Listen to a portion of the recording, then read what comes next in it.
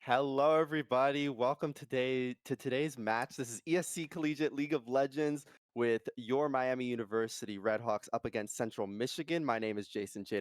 Allen. And my name is Caden Citro, also known as Onion_JPEG. And currently, we're doing fairly well in ESC. Yeah. 2-0 currently, looking to make this a 3-0 season so far. Yeah, and it should be a nice one for Miami as well, as Central Michigan is unfortunately sitting at 0-2 right now in ESC. I will remind you all that ESC is a best-of-3 series, so just because game 1 is done doesn't mean the whole series is done.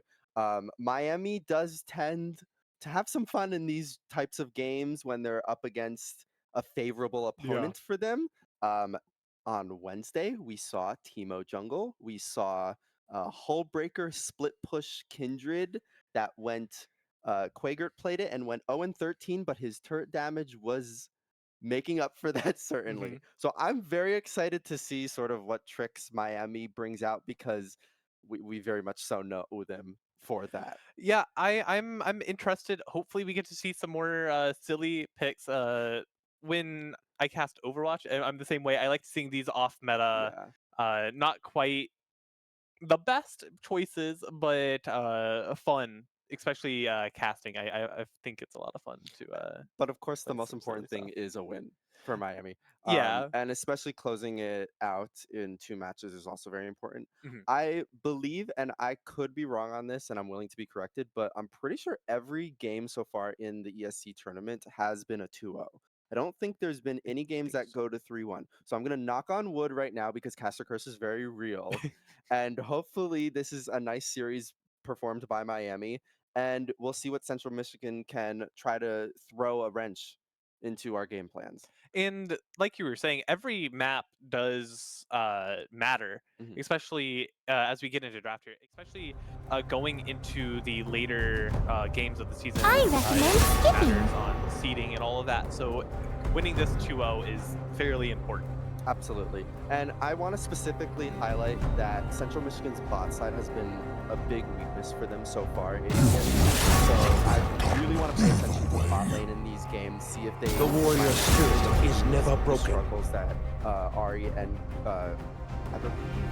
Grey Swag is playing as their support today. So usually Grey Swag has been their mid laner, but they default to 0-1 had played last game, but not the first game for Central Michigan.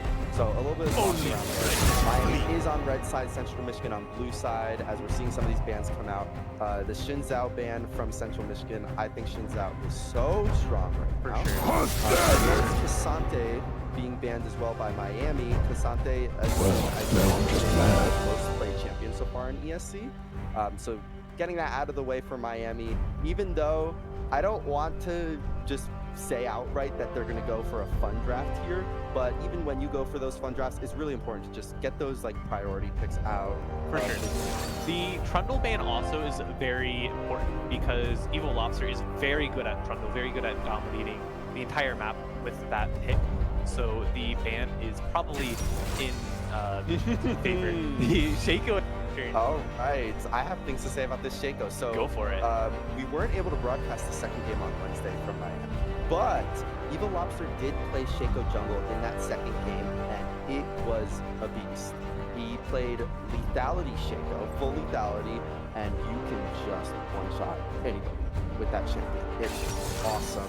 I do like the Central Michigan, like, very threatening B1 of Nocturne, because when Miami likes to have fun drafts, they like to pick like all range, like very immobile characters. And so Central Michigan is like, okay, if you're gonna plan that up against us, we're going right ahead with the Nocturne with the easy lockdown, pretty much a guaranteed kill whenever I have ult. Milio also is kind of an interesting pick. I'm not super sure on the bot lane meta currently, but Milio, since he's been released, has been an alright pick, a good enchanter for the support role. Very good at anti-engage, which is something that if we want to do like a fun ADC, we don't really want an engage. As Ashe and Varus are picked for Central Michigan, a really annoying bot lane if they are both bot lane. Yeah, this was something that Miami played on Wednesday in their first match against Bowling Green, and it was great. It steamrolled them absolutely because it's such an aggressive bot lane. With the Melio, I think it's the idea is sort of let's just get through laning phase, and it's going to be a team fight oriented comp or a side lane comp, and just try to survive. The Aphelios pickup is really telling you want to scale. We've seen Aphelios, Melio here and there. Typically, Melio's either paired with Aphelios or Lucian. A lot more, but I think Lucian's a lot more volatile mid game. If you get locked on by a Varus ult, an Ashe ult, or a Nocturne ult, and you're a Lucian, you're instantly dead. At least Aphelios can have some healing. I love this Melio pickup to prevent those CC chains from happening on the other side, though. Right, and the bans are also kind of interesting. Gwyn, Yone, Aatrox, and we're about to see number 5 for Central Michigan. I like the Gwyn ban. I think she is very strong with these new items. So I'm interested to see what we or what Central Michigan opts to pick up here. Miami probably wants to pick their mid lane here, if I were to guess.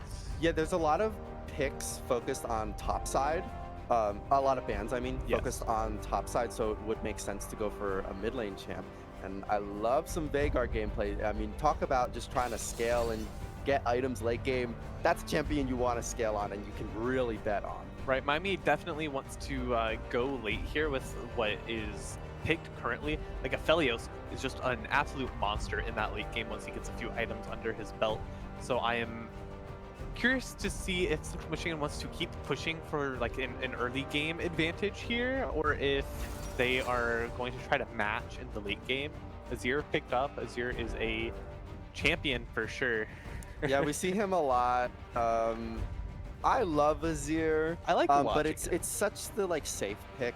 And if I'm Central Michigan right now, I really want some sort of front line for me. Like I am so squishy to everybody on Miami side. Shaco can tear through this comp, you know, and Milio's there to really provide some of that disengage and backup. I was about to say something like Ornn. Ornn, especially in the late game, if they want to match Miami in the late game, and Ornn is very powerful. Those artifact item upgrades are very good.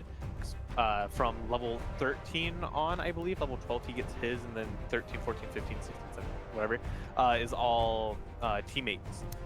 The Adam special, is that what we're seeing? The Darius pickup, it's a notorious counter into Ornn, and that's what we're getting. So I actually, I know our top laner plays Fiora. Yes. I think Fiora is an absolute monster into Ornn because of the Q into charge for Ornn. It's so telegraphed that it's a super easy riposte.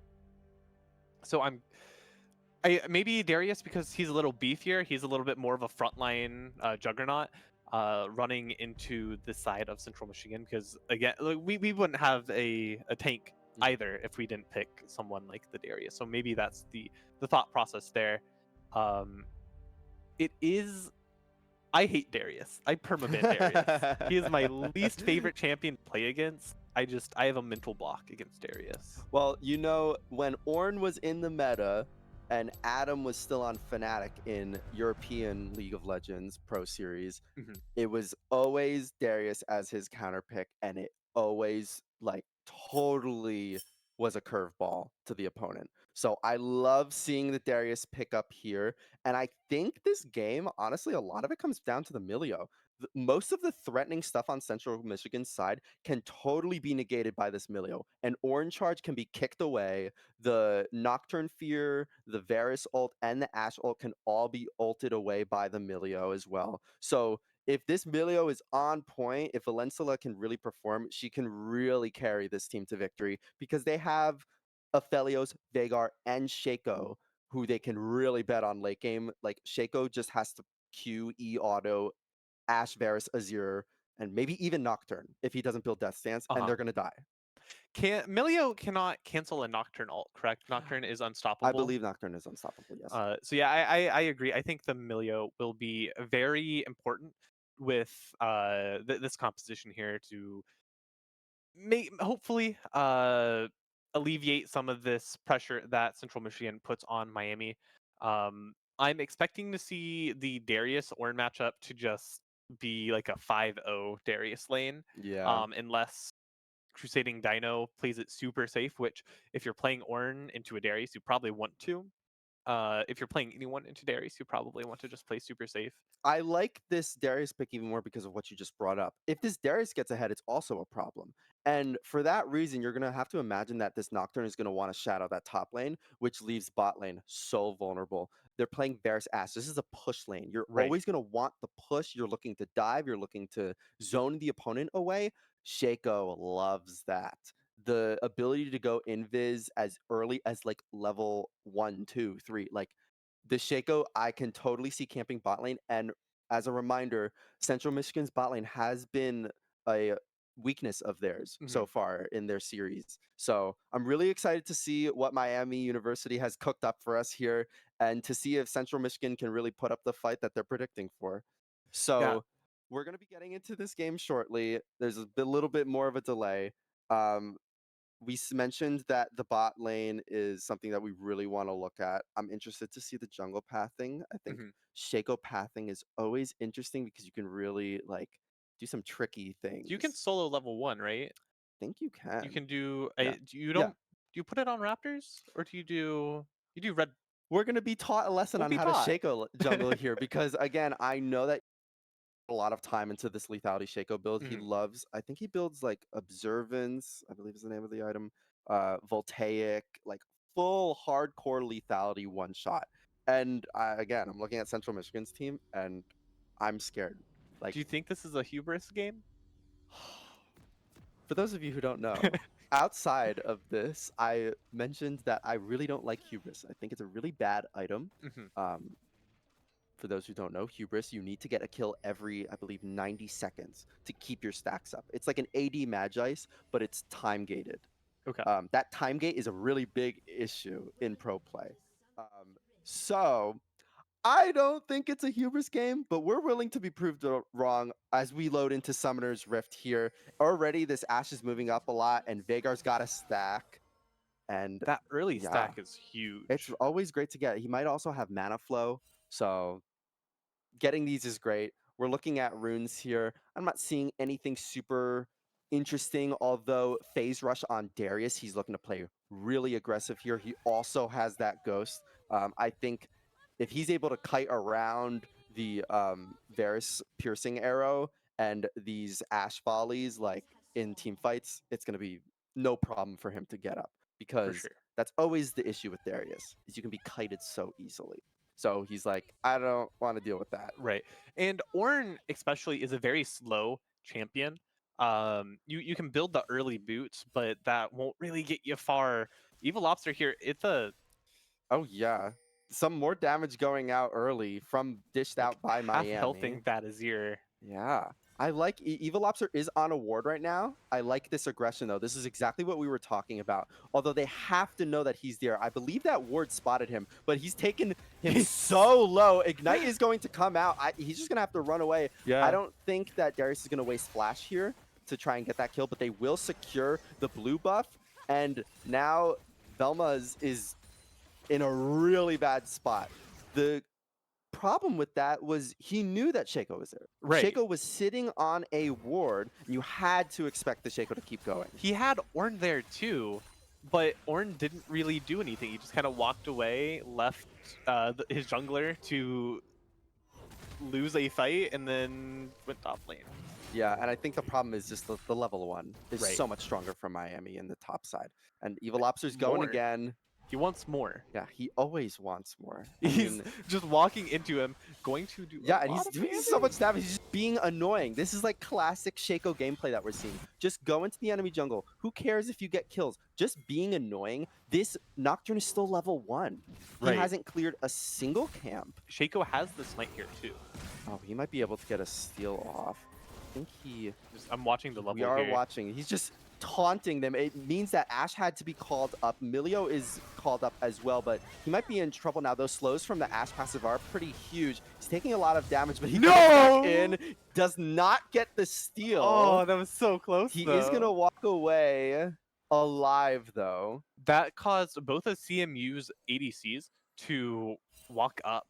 Right, and you can see that Aphelios is still bot lane. NTSP still safely farming. So a lot of resources are being put into trying to get this Nocturne to at least come back into this game from such an abysmal level 1. Right, and Shaco isn't even that behind for doing it either. He gets to go get his blue buff for free and isn't punished at all. His red buff is still up. All his camps are up. That's the big thing. Is all of those scuffles that just happened were in Central Michigan's jungle. So he can just go back to his jungle. He knows that he hasn't been invaded in it because he's seen Nocturne every step of the way. And so he's happy to just go back. Okay, I didn't get that red buff. I'm still alive. I don't have flash, so I didn't waste any summer spells like that. His Ignite's going to be up in like 30 seconds. And yeah, I mean, also, bot lane right now is really interesting. Look how aggressive this Aphelios Milio bot lane is able to play with the sustain provided from Valensula. Yeah, and I don't know a great deal about Milio and how he's played, but I do know that he is very good at zoning because of his, I think it's his E, which gives extra range when you're inside of it. The Cozy Campfire, which is his W, the healing area, will give bonus range, and it's just so annoying to play against. I mean, look at the range of this Aphelios. He might even be able to get a quick kill onto Grey Swag here. I don't think he gets the kill, but he definitely gets to be annoying. Right, and they're zoned away so far from that wave and the wave's under turret. So now Ashe is going to be missing some XP, and this bot lane from Central Michigan that they drafted to be really far ahead is now in trouble. Like top lane, though, who, I mean, Paul D. Springer might be able to just get this kill with the hemorrhage.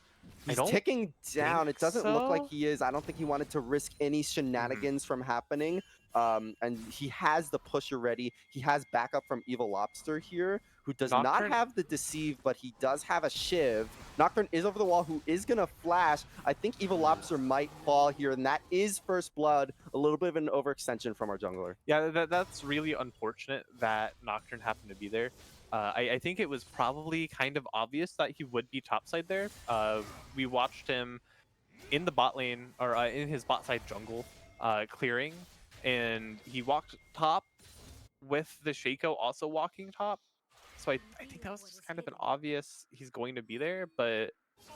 And some grubs are being taken here. I do want to very quickly, although looks like Evil Lobster is coming in to cause some chaos. He's going to let Velma's take one of the grubs, but likely not the third one. He's been feared, and he's kind of left alone as Central Michigan's jungler, top lane, and mid are now stifling him, and he doesn't have that Deceive cooldown up enough to jump over the wall, and he's going to fall again. So 2 missteps by Evil Lobster are causing Central Michigan to get back to gold even here. And the reason why I want to say back to gold even is because beforehand they were down like 1k I think already. Because look at the farm across the board except the jungle is so in favor of Miami. That Ornn has 20 CS, like and Ornn does so much damage early game here, and we see... Yeah, but I mean, he has full hemorrhage stacks. The heal isn't going to come out from Paul D. Springer, and that's a huge wave. Ult is going to hit, and the Bristle will cause Paul D. Springer to fall. That minion wave was just too big to go in on. And then once he was in that deep, it was just too much to handle. I think maybe if the Ornn didn't have the... not Bramble Vest? If Bramble wasn't built, I think maybe there was something there. But with Bramble, it just makes Darius not do as much damage, and he doesn't get any of the passive healing off of his Q either. So it's just kind of an unfortunate death there in the top lane. Yeah, and I think Central Michigan was able to secure all 3 grubs as Evil Lobster comes in. That's a great cage by Quager. The Emperor's Divide is going to come out, and the Ignite will be used by Evil Lobster to apply a little bit more pressure. So some sums used, an ult used by default 0-1. An interesting look in the spot lane, like Miami is only 7 CS or about like 10 CS ahead. And I feel like they should probably be more. I'm going to say something crazy. I'm surprised that they're ahead in CS. They're up against a Varus Ashe. This Varus Ashe lane is so annoying to play against. And I'm just like so surprised that Milio has enough sustain to really just keep their bot lane healthy and like prevent constant pushes from them. I just kind of thought that because of Miami's early forcing of Varus Ashe going up, that we would be up more CS. We were about up. We were up about 10 CS when it happened, and I guess we just kind of kept that lead. We didn't push it. I guess Aphelios has the Berserker Greaves, which I think is a very important and key item in early Aphelios play. Yeah. Now, I will say, a 10 CS lead, I like it. I'm here for it. Maybe when you look at mid lane and you see 82 CS to 58, you're like, oh, well, then it's nothing. But, I mean, we can talk about mid lane now, though. That CS lead is crazy. I don't know how that goes down that low, but it certainly does. Call of the Forge God is going to come down here. That's a great apprehend to cancel it, but the flash is going to come out by Crusading Dido to continue this. He's not going to be able to land the Bristle, which won't kill Paul D. Springer, who is kind of playing with fire here. Paul D. Springer does have the Ghost and the Flash available, so not Evil using it might have been a little greedy. Is going to get Unspeakable Horde. The spear is not going to land. Cage is going to save him. Quaker is zoning the best visibility. It looks like he's going to get away scot-free. Although now Central Michigan does have control of the river, but Miami seems like they're not willing to let this first Drake go quite yet. I think it's just kind of a give angle. You don't have the ability for like Darius to go bot with the TP. Ornn has TP down, so it will be a 4v4 if they decide to fight it. I think Aphelios is too weak at this moment in time. Looks like they're looking for a play bot lane, though. Paranoia comes out, and it's on to Milio, who Valencilla flashes, but it's too little too late. NTSP has phenomenal guns for this fight, and here comes Evil Lobster. It looks like he is going to fall, though. Evil Lobster might be able to get 2 here. That Varus does have flash. He is going to hallucinate. The Shiv's going to come out. Not that much damage is coming out, but he keeps backstabbing, though. His hallucinate can go in. The Shivs are going to land. It gets the flash from Varus and secures the kill. And now this Nocturne is in a big predicament. He's going to have to back under turret, but Evil Lobster coming down there pretty much gets them off Dragon. He's going to cancel the back. We did miss it. Ornn did die in the top lane. Oh, I didn't even notice. So great by Paul D. Springer, sort of bounce back. The CS lead, though, top lane, is really keeping Paul D. Springer in this game to the extent that he honestly shouldn't be. Because... For sure. Darius clears waves fairly fast and is using his aggression. Ornn can't really do a full fight against a Darius, especially especially now that Darius has gotten a kill, finishes Stride Breaker. I think he just runs the Ornn down from this point on. Right. I love the use and the attempt from Central Michigan with that Paranoia. They were able to secure Valencilla and NTSP, but great job by Evil Lobster to respond, although it was a bit late.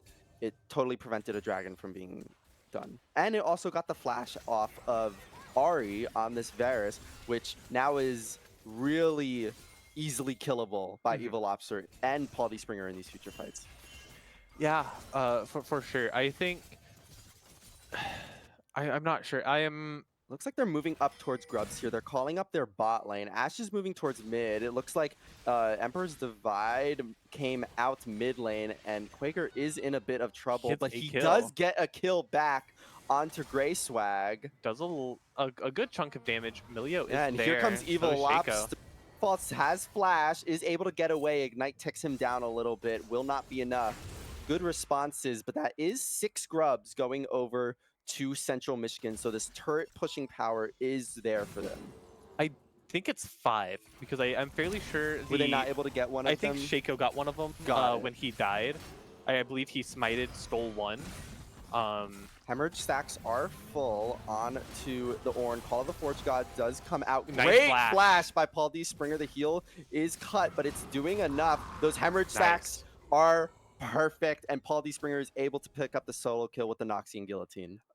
That ult was really clutch. So was that flash, dodging the Call of the Forge God. Very important in winning that fight. And with that, I think Ornn's lane is just kind of over. Right. Unless Nocturne wants to just kind of sit there and wait. Great cage, but I don't think Quaker was expecting Paranoia in the mid lane. He's going to force out the flash from this Veigar, who will look like he's going to survive, although he's ticking down in health. No. And he's going to get the flash out to eventually fall here. Paul D. Springer is greeting for this wave, but with a Stride Breaker and with Phase Rush, he's able to swiftly get out of there. The Crippling Strike as well on the Darius also slowing and making his getaway very easy. Once again, Evil Lobster's being annoying on this Shaco, which you love to see. And just stealing whatever CS he can before getting... Probably just deceive over this wall here, and that's exactly what he will do. Now, again, first Drake is still up. It's 13 minutes. We haven't seen any plays even towards Drake. We've just been seeing a bunch of side lane plays, which is traditional for this Nocturne, but the responses from Miami have been good enough to prevent anything from transitioning into a Dragon. I think NTSP heard me complaining about the CS difference not being as high as I was kind of hoping for, and he made it 25. Yeah, look at the goal differences right now. I mean, 1.7k in the top lane, you know? Let's see, mid lane, like 1.6k, bot lane, 200. Not as bad. I but think the solo laners are so accelerated. The only lane that Miami is losing here is in the jungle. Yeah, Paul D. Springer is going full aggression. He popped that Ghost earlier. Full Hemorrhage stacks up. He has the Noxian Guillotine. There's no turret either. Dodging the Bellows Breath fully, and Evil Lobster's over the wall to be annoying as well. Just keeping the Hemorrhage stacks up. And I think the Hemorrhage stacks should be able to kill him. The ship will. That ship followed him all the way. It will be traded for first Drake, though. It was an Ocean Drake, so it's not super important, I don't think. Oh, they're looking mid lane, though. That's a great cage by Quaker to prevent anything from happening with that Emperor's Device, so he's able to get one as a trade, which means that this push won't be as great in the mid lane. So I like trading one for one there. That was a phenomenal cage to stop the Shurima Shuffle from default 0-1. Really only losing the drag is really nice. I'm enjoying that if I am a player on Miami. Yeah, like look at the gold lead still. It's still like a 3k gold lead for Miami, like around just over 2k. Like I'm happy if I'm Miami. They've taken 5 grubs, a dragon, and you're still ahead so much in gold. Like if I'm Miami, I'm sitting pretty right now, especially with a Veigar on the team. For sure. And like the 5 kills on Nocturne, it's kind of scary in this mid to early game, but once it's late game, I think Nocturne kind of falls off, right? Yeah, especially once you reach the item points that Miami are looking to reach. Like this Nocturne is going to go into the backline, and the Milio is just going to absolutely decimate him. Quaker's looking for a little trade here. Dark Matter's not going to land, but he's going to go all out here. I don't know. The Primordial Burst is available. He is going to use it. Oh my goodness! So much damage. I was going to say, I don't think it's going to be enough damage. Silly me. Enchanted Crystal Hour does go wide. Paranoia is up. He'll be able to secure that kill. Nice! A great cage. I think he's going to get out alive, but not with Evil Lobster always around the corner. That Primordial Burst just did so much damage out of nowhere. Once the Veigar gets back up, I would like to see how many stacks he has. Right, and I do want to note the first items that are coming through here from Miami side. Profane Hydra, such a powerful lethality item. For sure. For those who don't know, it is a standard Ravenous Hydra, except instead of getting the lifesteal that you get on Ravenous, you get a increased damage with the active ability on Hydra when champions are below, I believe, 35%. So kind of like an execute? It's basically an execute tool. It does so much damage. And 214 stacks. 214. Looking good. We're going to have to keep updating with that. As Quaker goes bot lane, but a spell shield from Nocturne is not going to be too much trouble for him to walk out there. I do want to say I've been a little disappointed in Central Michigan's bot lane in the terms of their use of ults. I feel like they're being very conservative with Chain of Corruption and Enchanted Crystal Hour, which are these ults that you just want to be firing off, just trying to make plays. Their cooldowns are so low, and they're such high proactive team-making plays. The only time I've seen them used, and I could have just missed it or not registered that it was being used because of the skins or whatever, I've only seen it used that one time to try and kill the Looks like it's Vigar. going bot lane, and Enchanted Crystal Hour is going to land. It's a great cage, but it's not going to save him from that, although Miami is looking mid lane.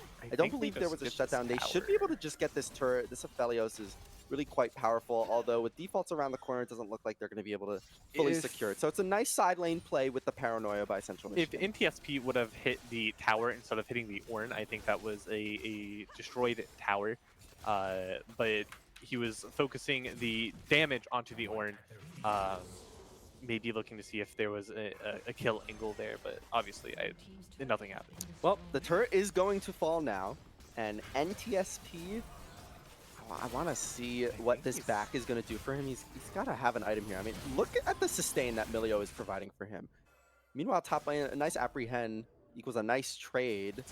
Aphelios is doing a lot of damage here. Yeah, and again, Milio is providing so much support for him. For sure. The increased range, especially on the long-range weapon from Aphelios, is fantastic. Meanwhile, a scuffle happening. Hallucinate is going to proc on Evil Lobster, although I think they know which one it is because one of them got feared. So he's just going to run away. I am very bad at deciphering which Shaco is which, especially when I'm playing. Even when it's color-coded as a spectator or teammate, I'm still pretty awful at it. Well, I don't know if you know, although Quaker knows something, and it's a dead Ashe. Didn't even need to use Primordial Burst, just a straight-up one-shot. What was that? His W, the Dark Matter. Matter. Wow. Okay. Well, anyways, excuse that rude interruption by Quaker. I was going to mention how Season 14, when Mythic items were still in the game, there was a fun trick you could do to tell which Shaco was real, because the fake Shaco did not have a highlighted border around his Mythic. So you could left-click and look. Now, interesting. Is that easy to do? No. No. But it was a fun little trick that now doesn't exist anymore. So Dragon is going to be going over to Miami here. They have total control. It's a 5K gold lead right now. Even though kills look similar, it's 1-to-1 in Dragon. Right. You know, you would think that, oh, Central Michigan, they've been making so many great side lane plays.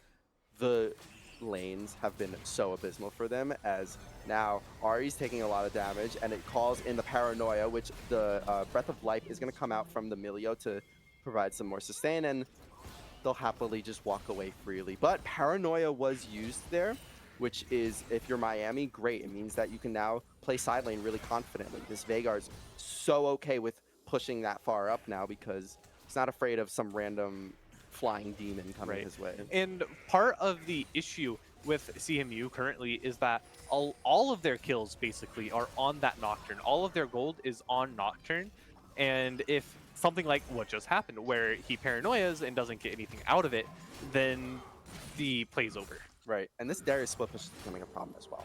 I mean, as you said, once that Tribreaker came through, this Ornn, like, he can't really do anything anymore against Yomu's second. Yeah, which is hilarious. Also, swiftness boots. He's going full, like, speed mode. And then I think that is a, what's the item? I forget the name of that item, but it does give, I believe, like, 5-10%. Yeah, Deadman's. So yeah, it looks like he's going Deadman's as well. So he's just going full movement speed. Right, and you know, if you're playing for side lane, I love it. You have Ghost, you have Phase Rush, you have Yomu's, you're going to have Deadman's. Like, if Nocturne Stride Breaker as onto well. You Stride Breaker and run away. Right. Like, Nocturne's going to have a hard time this game up against this Darius. A nice Bellows Breath will cancel the Apprehend with the immunity. They're looking to flank this Darius, but it's Valencilla who's been flanked a little. And they're just going to walk past each other, say hello, and then move away. That Now, that use of Bellows Breath is something that you kind of forget is an interaction with Ornn. Unless you play a lot of Ornn, the ability to just say, I'm not going to be CC'd while I'm blowing fire out of my mouth is a very good tool for Ornn to use. Now, Aphelios, I'm looking to see what the next item is. I believe Kraken got, I don't know if it got buffed or nerfed this patch. I think it got buffed because it was very changed. weak. Yeah, it was a very weak item. I've been seeing a lot more people play it now in this patch. And I think they're very squishy this games, but I guess if you want to tear through the ore. The issue with a lot of ADC items is that ADC is very skewed towards the early game champs because if you can just shut down a late game champion in the early game, then it's just over for them, right? They don't get to play They're the game. making a play top lane though, and let's see how fast this Darius really is. Well, not so much with the Enchanted Crystal Hour, but yeah, with the flash, he's ticking down, and the Nocturne is going to pick it up with the Duskbringer. So nice side lane kill. They use the Paranoia, but mid lane is being threatened now. They should be able to respond quite quickly though. It's only one, and Emperor's Divide is going to cut them off. It's a flash chain of corruption, but it's too early by Valencilla. And NTSP is going to fall. Using that cleanse doesn't really help you that much. Big shutdown gold is going to go over to the Varus. Yeah, that's unfortunate. They knew that all of CMU were in top lane to kill the Darius, and then they kind of didn't pay any respect to that. And now Baron is being started up. Evil Lobster is able to see them. It's the interesting Baron pit, so there's lots of entry points. This is a very difficult Baron to take. It's a great hallucinate to dodge the knockup, and Shaco has a pretty easy ability to steal with Deceive. And Miami is already here to respond. Or he's just gonna go for a kill. Looks like they're still going to be able to take this Baron unless it can be stolen. It will be secured by default. Evil Lobster's clone is going after them, and here comes Paul the Springer. Ornn is going to fall. It's a great cage to lock him up. Enchanted Crystal Hour is going to disengage the rest of Central Michigan. So still 3 team members, arguably their carries other than the Nocturne, are going to be having the Baron empowered minions, but we're gonna have to see if they're able to get push anywhere. They really have been struggling to find push in any lanes, even the lane that they were supposed to get push in. They weren't able to get push in except for like level 1. Have you seen Chain of Corruption be used? Yes, I believe it was used that fight, and once again, did it? Gray is oh my gosh! A Baleful Strike and a Primordial Burst is all you need apparently to kill a lowly Ashe. Can we get another check on the Vigar stacks real quick? I would love to see that. I'm just curious with how many. Is that 320, I believe? Yes, I believe so. Paranoia comes out. Is it going to try to steal the dragon? Oh, it was going top lane to catch Paul D. Springer, who's been knocked up, CC'd a bunch. Great heal though, a great apprehend. The Dusk is going to allow him to follow. It's going to be hard to dodge this Call of the Forge God in the tight spaces of the jungle. Defaults will pick up a kill, and it is traded for Miami to pick up Dragon. Evil Lobster is sneaking onto Ahri. Ahri, you don't want that. Chain of Corruption isn't going to help you there, and that's what we've been waiting to see with this lethality Shaco. Yeah, 2 items in and is able to just do his job finally in assassinating any of these ADCs that are very out of position. I mean, again, like, we see so many great plays by Central Michigan on the side lanes that result in shutdowns and, you know, kills, but then Miami's responding in other ways. And Central Michigan really hasn't been able to dig themselves out of the ditch that was these laning phases. Like, they've down so much gold.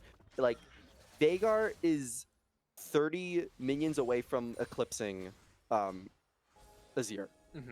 Like, they are so far behind, and it's all just not. This is like a lesson in laning and how it's so important to be last hitting those minions and sometimes risking your health for those minion waves, because now you're stuck. You've gotten Baron. It still hasn't gotten you back. You're still down almost 6K. There's maybe an odd choice here with the Azir's upgrade. It's a Gnasher's Tooth, which I believe isn't one of the. It's a fine Ornn item upgrade, but there are far better AP options, I believe. The with the change of mythics, Ornn just upgrades whatever items, and some of them are not great. I don't think any of CMU are building any of those like awful Ornn upgrades, but I think Gnasher's Tooth. I feel like there's a better option there. I'm not sure what it is, but Yeah, I'm not sure either. I'm not as well versed with the new Ornn items.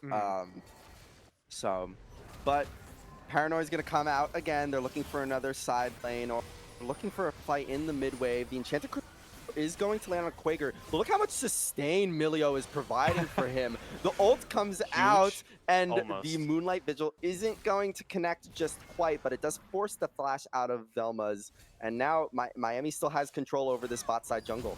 Yeah, and they are just pushing. Top lane is pushing very hard. Getting taken very low. The Ghost should make him dodge the Forge God pretty easily, but not easily enough. It's still going to land a flash brittle slap from the Ornn is going to finish him off. I'm kind of disappointed with how top lane went as a whole. It might be a result of the full... Goodbye. Ashe has fallen. I think Evil Lobster might as well here. Yeah, they were able... The Hallucinate is not going to really help a lot. And that's shutdown gold. I don't know if that's worth exactly. I think Evil Lobster might be egoing a little bit here. Having fun. This Shaco, who's at 3 items now with the Cyrilda's Voltaic and the Profane. I mean, you saw it right there. Right. He's going to one-shot these carries so easily. It is important to point out, Miami has 7 towers to CMU's 0. They've gotten a lot of push onto CMU. They are very far in as... though. Flash comes out from this Aphelios. The movement speed isn't quite enough to get him out of the fear range, though. He almost got the kill. Yeah, Velma's very low. Didn't actually fall, though. All sums used by NTSP. But yet again, I think the issue that Central Michigan is running into is very often they're making these plays, but they're not able to get much out of it. As, once again, Quaker's just able to one-shot somebody while I just start a conversation really quickly. In. You know, it's me against Quaker at this game, actually. You think so? Yeah. Every time I want to talk about something, he's like, no, I want to one-shot someone. I'm going to do a primordial burst and then just kill you. Yeah. Dragon's going to be up shortly here. Miami, again, total control of almost the entire map right now. And I think in a 5v5 situation, too, like Miami is really in favor as long as Shaken can get a nice flank. And this Aphelios can be adequately protected. He is 0-3, but that doesn't really exemplify his impact in this game right now. He does a lot of damage. Evil Lobster is getting feared. He's going to be able to back up. That's a phenomenal cage. Maybe. It's a great cage. It's a good lots cage. of things happen. We've been spoiled a little bit. We're going back to casters because there's a little bit of technical difficulties. Really cool fight. Yeah. I can actually still hear it. I can hear it. Oh, we're going back to game! As we get back in. Oh, we're back to game! I guess we won. It looks like we got Dragon. Paldy Springer's going in still. I don't think a flash is going to save you defaults. Ooh, okay, get Zhonya's. Zhonya's will. And I think Paldy Springer might fall here. Yeah, that was a phenomenal spell shield by the Nocturne to dodge the Noxian Guillotine, but Miami can still just take this Baron here, it seems. Yeah, and they take it so fast with this Aphelios. There we go. Yeah, Aphelios just kind of melts it. 0-3, but does have 2.5 items. I believe once he backs next, he should be able to complete that LDR. And LDR is huge, especially against like this Nocturne who I don't think has built any defensive items, but is still kind of beefy. He's a fighter, so he gets a lot of the passive armor and health. But really important against the Ornn, who's just stacking this armor. Right, and listen, I think Miami's been playing this game great. There hasn't been much 5v5s at all, because Miami knows that if they just sit back, they can win. Like, we've already seen it. We've seen the progression of Quakert's one-shots. We saw it had to be Cage, Baleful Strike, Dark Matter, Primordial Burst. Now it just has to be Cage, Primordial Burst. And for Evil Lobster, he's been able to do this all game. But he's going to get Paranoid on. No Deceive, but it's a good, not good enough Hallucinate, though. The ult is still going to connect onto him. Primordial Burst will finish off the Nocturne, and this might be it for Miami. Enchanted Crystal Arrow is going to stall Evil Lobster's clone a little bit. Great Cage forces out the flash. Here comes Paul D. Springer, though. After